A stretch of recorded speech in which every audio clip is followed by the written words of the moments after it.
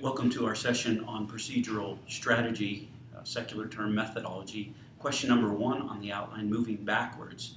We're really coming to the culmination of this course as far as video lecture. And what we want to emphasize today is we want to take a real life situation of a person that's depressed, and we want them to come into the counseling setting, and I want to walk you through how I would handle that situation. It makes it very practical, help you to see it. I even thought that this is the way to think through everything I've done so far. So what you have is your psychopathology, which is your victimization and agency, understanding the two icebergs, all right? And so we're going to deal just with victimization today as I deal with a session with this person. We'll come back next time and we'll deal with agency. Now, we're going to put all of the capacities of personhood now onto the victimization iceberg. People ask me, why do you start with the victimization iceberg?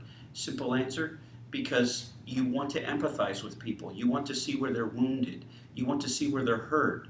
Because their hurt, their disappointment drives their agency. It drives their sinfulness. It gives them a way to live out their sinfulness. So you always start by victimization. It's where you enter into people's lives. If you enter into agency first, what it looks like is you're just nitpicking or browbeating or pressuring them to get things right in their life. Like, why aren't you loving your wife better? See, you're just going after agency. Why don't you love your wife like Christ loved the church? Are you not dying for her? So you're going right after them, and you haven't really understood them. You don't even know their issues. You don't even know what's driving it. So victimization iceberg allows you to enter into allows you to enter in emphatically empathy in such a way that you understand them. You're for them. That's the way to do it. You show forness, that I'm really on your side as I hear your pain and I hear your struggles. And then those struggles and pain then drive agency. So that's why we're starting with victimization when we deal with people. Now, to put the capacities on here, remember, start with the presenting problem. You go to the emotional capacity, volitional behavior, volitional goals, rational beliefs, rational images, and longing. And then you may want to have that concept of rage, but I'm not really going to do that in this session because I want to really keep it simple for you. So this is a sense where you get a feel for how the capacities fit into the victimization iceberg. We'll come back and we'll do the same thing with agency. All right, and so having said that, one thing I do want to add to the last lecture is we talked about, I didn't mention interpersonal strategy, figuring out somebody's interpersonal strategy. So I want to go ahead and put that on here.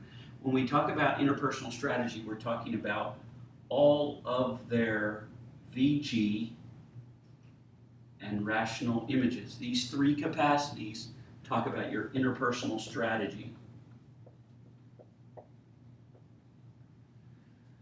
And then also other terms are used, style of relating, how the person comes across, what is it that they're doing to find life apart from God. So these are terms that we would use for that, interpersonal strategy and style of relating. When we think about the repentance of a person's heart, we're thinking at core about the rational belief system, but we could probably identify these two as the concept of repentance. I'm repenting of my belief system that finds life apart from God, and my goals that are built upon my belief system that tries to find life apart from God. So repentance occurs here, interpersonal strategy and style of relating. I didn't get that out in the last lecture, so I want to add it right here. All right, so let's go ahead and walk through a person's life as they come in. I am going to use the married man and depression. All right, they come in, they sit down. What's the first thing I say? Now you think about that. You ought to be answering some of these questions yourself and learning as you go along. What's the problem? Or how can I be of help? Let's get right to the issue here. That's why they came. They may be paying for this session. Of course, if you're a pastor, we don't charge as a pastor, or a counseling agency here doesn't, but many times you are, so you want to come right to the point. So what's the problem? He says, I'm depressed. I'm depressed. What are you going to do with that? Okay, if you're thinking about the last lecture, what's missing? You don't have a story. You don't know what that means to them. Depression to one person means depressed to someone else. Sometimes it's said lightly, sometimes it's said very heavily. So you've got to be able to think through, when they say I'm depressed, what would I say? I'd want to push a little more specific. What's going on? Well, my wife and I aren't getting along. What do you make of that statement? You still don't have a story. We're not getting along. It's not specific. It's very general. It's trying to avoid it. People avoid that because it's too painful to talk about specifics, so they kind of talk in generalities. My wife and I aren't getting along. So how do you want to push it to more specific? Well, how are you not getting along? Well, we just don't agree on things. Okay, you still didn't get anywhere. That's too general. Again, well, tell me a time. Tell me a time you and your wife aren't getting along. See, that's more specific. In this particular case, you could go in that direction, or you could come back and they say, I'm depressed, and you could say something like this. They say, I'm depressed. You say, well, how long have you been depressed? Now, why did I ask that? I asked that because I'm pushing toward a specific. I'm trying to get a context for what triggered the depression. Okay, so they say, well, I've been depressed for about 3 years. 3 years? What was going on 3 years ago? I'm pushing again to a specific. See, this is how you do it. Well, my wife and I were just not getting along at that time. Well, tell me about it. Then they'll begin to tell their story. They'll begin to tell you what happened, the specifics, and you're always pushing towards specifics without pushing them too hard. Now, let me just say this as a counselor. You want to take them, you want to allow them to take you where you want them to go. Did you hear that statement? You're trying to lead them, but you want them to lead you there. So you know the path you're going to take, but you want them to be the one to take you there. You don't want to push them there. You want them to invite you there. You want them to say, come along and hear my story. Come along and hear my pain, hear my strategies, all those kind of things. Now, they're not going to say those words, but that's kind of how you lead them. You lead by allowing them to take you where you want them to go. And that's what I'm showing you right here, because that's a confusing statement, but nonetheless, that's how you want to do it. So what's the problem? Basically, my wife and I aren't getting along. Well, what do you mean? He said, she simply won't accept me. Well, what does that mean? She won't accept me. See, you don't know. You've got to clarify and specify. How will she not accept you? Well, she just seems to antagonize me. Again, push to an example. Give me an example. How does she not accept you? Give me an example of when she didn't accept you. Now you're pushing to specifics, and people resist that. Again, I'm saying it so you get that down in your heart as a counselor. All right, and so he says, well, one day I came home, I looked at the bills, and I saw the bills were all over the place, and she's buying things we've talked about not doing, and I just cannot keep up with that, and I don't have the money for that, and so I just lost it. And I said to her, we've talked about this. What is the problem? And so he starts telling me the story. And so as he tells me the story, immediately I'm going to feel emotion because I'm feeling it in my own gut, my own heart, and I'm going to listen to how he's telling it, and those kind of things are going to help me decide what I'm going to do. And so once I have an event, and once I sense his feelings in there, I said to him in this particular case, I'm just looking at my notes here, I said, how did you feel? He said, I was ticked off. I'm ticked off at her. Now, if it's obvious, you don't need to say, how'd you feel? You say, man, you were really ticked. Okay, and what am I going to do then? I'm going into the emotional capacity with him. As I go into the emotional capacity, I want to see if he owns it. And if I said to him, boy, you're really ticked right now as you went through that. If he says, well, yeah, I guess so. Well, he didn't say that with meaning. He didn't really own the capacity. Remember, I'm reviewing and teaching at the same time. He didn't really own the capacity. He says, yeah, I guess so. No, he has to own it. Well, you were ticked. Yeah, you're right, I was ticked. Okay, if he owns that capacity, you can move on. All right, so I was ticked that she has not handled these bills well and put us in debt, and I don't have the money to provide like that. And so now you're beginning to push down the water line. How'd you feel? I felt ticked. All right, he owned it. What did you do? Volitional behavior. What'd you do? I said, I just started arguing back at her. I just came back at her and just jumped on her for what she's doing. She argued back at me. We went back and forth and back and forth. Try to keep specific. Well, what did you say? I hate to tell you what I said. Well, of course he hates to tell you what he said because he probably said a swear word or he said something wrong or evil. And you have to use your own imagination for that one, because I'm not going to repeat it either. But he said a few choice words. She said a few choice words back. She picked up a plate, and she threw the plate across the room, not purposely trying to hit him, but right against the wall next to him. Kind of like Saul threw the javelin at David, and David ducked out of the way. And so I said, man, what did you do? He said, man, I was so upset. I was so upset. He said, I didn't know what to do. And so he said, we get in these arguments all the time, and she throws things at me, and she threw that plate. And so I got up, and I yelled at her a little bit. She yelled at me, and then I just walked down to my bedroom to get away from her. What did he just tell you? He told you what he did. He told you how he handled it. That's his behavior, okay? Ticked. I yelled at her. She yelled at me. I walked away, went down to the room, shut the door. There's behavior. Okay, that's what he's most aware of. Okay, now we're going below the waterline. Now we want to begin to think about his goals. Okay, and so how do you do that? You're resentful. You're furious. You went down to your room. You yelled at her a little. Yes, that's right. That's what I do. And when you went down to the room, were you yelling her all the way down the room? He said, no. He said, there finally comes a point when in yelling, she comes back at me and I clam up. What did he just tell me? He goes to the room, he yells at her, and then he clams up. There's his behavior, all three of those things. So now I want to get him to think through his goals behind his behavior. You clam up? Yes, I clam up. Well, let me just ask you something here while we're talking about this now. Let me just stop here and say something. I may not do this in the first session. I'm walking you through this rather quickly. This could be the second session. This could be the end of the first. Because sometimes it takes 30, 40 minutes to hear stories and let the person talk and get a sense for them. So you're learning the elements of counseling here, and you got to just realize you just don't do this all in one session. Okay? I have to throw that in. So he says, I clam up. So I asked him a volitional goal question. What do you hope your wife will do when you clam up? There's a good volitional goal question. Remember some of the questions I gave you? What do you hope that will accomplish? Or what do you hope your wife will do when you clam up? And he said to me, he's going to give me a response now at the goal level. He said to me, why? I don't really know.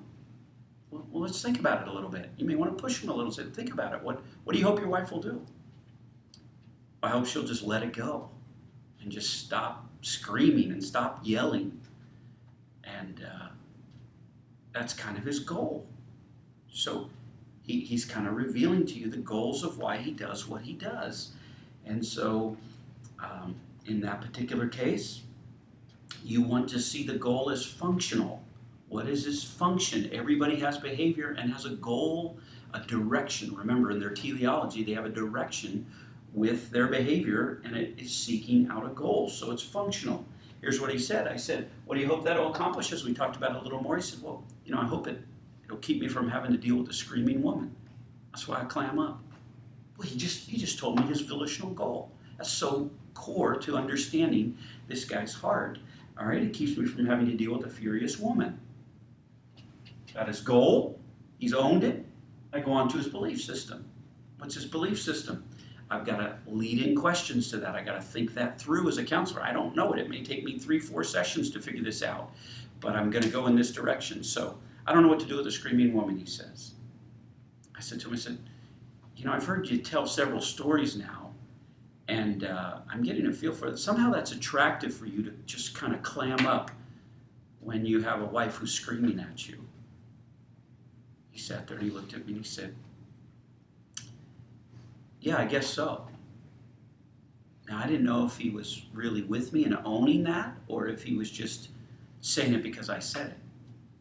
So that's where a counselor's just kind of got to go with their gut there and say, well, is he owning this? Is he really thinking it through? And I sensed he was in that particular case. And he said, I said, so that's attractive to you. Why is that so valuable to you to get her to stop screaming? Here's what he said at his rational belief system level. He said, I have no idea what to do with a screaming woman. I have no idea what to do with a screaming woman. Now, somewhere in there is going to be his belief system So what I'm going to do is put more words to it. All right? Here's what I said. I said, what I hear you saying is that life works best for you when there's no painful conflict to deal with. What does this say about you? See, I just described his rational belief system. I want to have a life where there's no painful conflict to deal with. Some people aren't like that. This is his belief system to his life.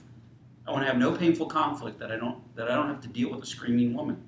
It's going to go like this every time we come home. We never get anywhere. All right, so what I hear you saying is life works best for you. Did you hear I got a life is found statement in there? Life works best or life is found when there is no painful conflict to deal with. What does this say about how you see yourself? Did you just hear it in there? I shifted from his belief to his images. How does he see himself? Now, if people are thinking deeply about their life, they'll come up with images because they've been thinking about them for a long time, all the way back to their past, but more in their present situation, it's most clear. And he gave me 2 different images over the times that I dealt with them, and I'm going to give them to you right now so you understand this. Here's your belief system. Don't want to deal with painful conflict. What does that say about how you see yourself? He said, well, I see myself like a little kid with an angry mom standing over me and screaming at me. That's an image. An angry mom screaming at the little boy. And he said, I'm helpless. I can't win. I can't win. Well, he just described his image. See, images speak out of our pain. I hope this is all coming together for you. This is important to understand. He gave me another one time too, and I thought it was good. He said, it's like going to a restaurant. And we go to a nice steak restaurant. And I realize when I get into the restaurant, I start looking at the menu. The prices on the steaks are out the roof. $40 and $50 for a steak, for a ribeye, or for a strip sirloin. And I'm sitting there thinking to myself, man, this is an expensive restaurant. So he checks his wallet out to see what he's got, and he realizes he forgot his Visa cards. He forgot his credit cards. And he starts to panic, and he looks in his wallet, and he's only got $40. $40. He said, it's like going into a restaurant, and I only have $40 in my wallet. And he's describing what it's like in relationship with his wife. I got $40 in my wallet, and she orders the prime rib. And the prime rib's $45.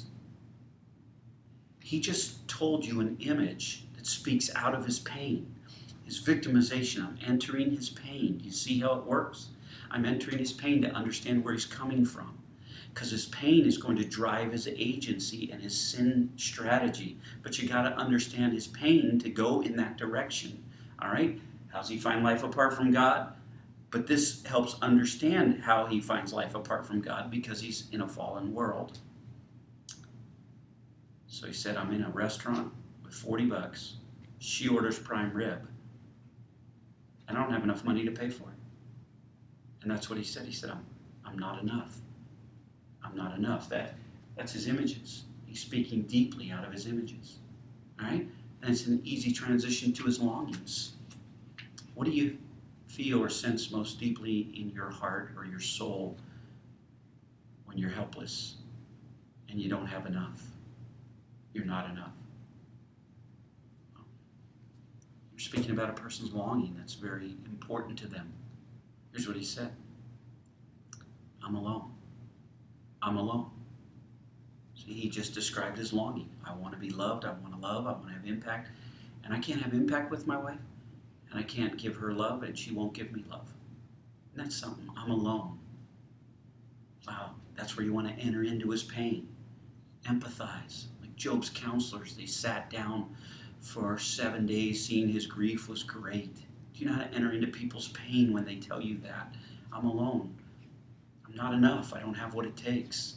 See, that's speaking to someone's longings, and that's such an important concept for you to get a hold of. And so I just kind of walked you down the victimization stage there, helped you see each capacity, owning capacities, and continue to move on.